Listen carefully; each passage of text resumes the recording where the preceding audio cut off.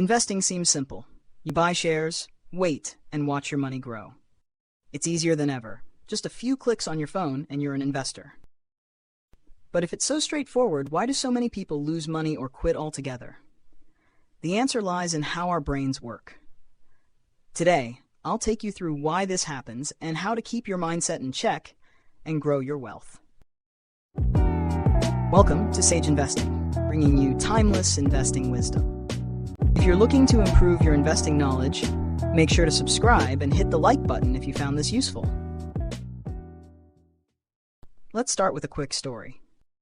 Famous psychologist James Reason conducted a study on drivers in the UK. He asked them about their driving habits and whether they thought they were better or worse than average. Surprisingly, 99% of people believed they were above average. Clearly impossible. This better-than-average effect is a bias we all have. We overestimate our abilities, whether it's driving, working, or investing. During the bull market of 2020 to 2021, this bias was on full display. People, many new to investing, were convinced they couldn't lose. Meme stocks, SPACs, and even dog-themed cryptocurrencies took off. It felt like everyone was a genius investor, until the inevitable crash. The lesson? Our brains trick us into overconfidence, leading to bad decisions. Another bias that trips us up is recency bias. We place too much weight on recent events when predicting the future. If a stock doubled last year, we assume it will keep rising. Or if the market had a rough year, we think the worst is yet to come. This can lead to chasing past winners or avoiding opportunities, both of which hurt returns. Many investors believe that funds that have performed well in the past will continue to do so in the future. Morningstar's data, however, reveals just how rare consistent top performance truly is. Over a 10-year period, only between 25% and 37% of funds managed to stay in the top half of their category. When analyzing funds that had performed well over a 3-year stretch, the numbers are even more surprising. None of the domestic, large-cap, mid-cap, or multi-cap funds stayed in the top 25%, and even small-cap funds only maintained this position 0.81% of the time. This highlights an important lesson for investors. Past performance is not a reliable indicator of future success.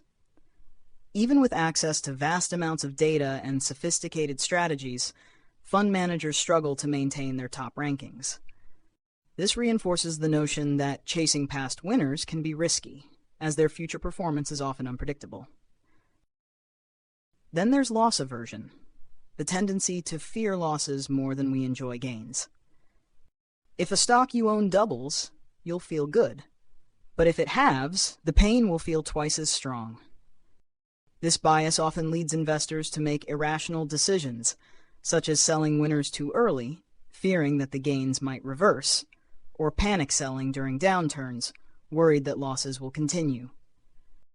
Research has found that many investors, driven by loss aversion, may underperform the market by as much as 1.5% annually, simply because they act out of fear rather than strategy. The emotional pain of losing money can overwhelm rational thinking, causing us to make decisions that undermine long-term growth. As a result, loss aversion often sabotages potential gains and prevents investors from staying the course during market fluctuations. Finally, let's talk about fear and greed. Fear of missing out, or FOMO, played a massive role in the 2020-2021 frenzy, with many jumping into investments simply because others were making money. But Warren Buffett advises against chasing trends, saying, if you aren't willing to own a stock for 10 years, don't even think about owning it for 10 minutes.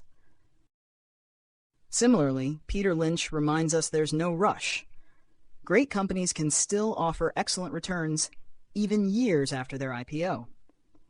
In his book, One Up on Wall Street, he shares stories like Walmart, where waiting years to invest still led to incredible returns, emphasizing that there's no need to rush or chase the hype. Greed, on the other hand, isn't inherently bad. It can motivate us. But unchecked greed leads to chasing hype or taking unnecessary risks. There are countless stories throughout history that teach us the dangers of greed, and one that stands out is that of Jesse Livermore. Before the Great Depression, Livermore made one of the best trades of all time by shorting the stock market right before the crash, earning over $100 million, equivalent to $1.6 billion today. You'd think he'd be set for life, but instead his greed took over. He kept making bigger and bigger bets, eventually losing everything, and tragically took his own life. The key is balance. Stay disciplined, and don't let emotions dictate your decisions. Success comes from patience, not haste. Investing isn't just about finding the next big stock. It's about mastering your mindset. By recognizing and overcoming common biases, you set yourself up for success in a way most investors can only dream of.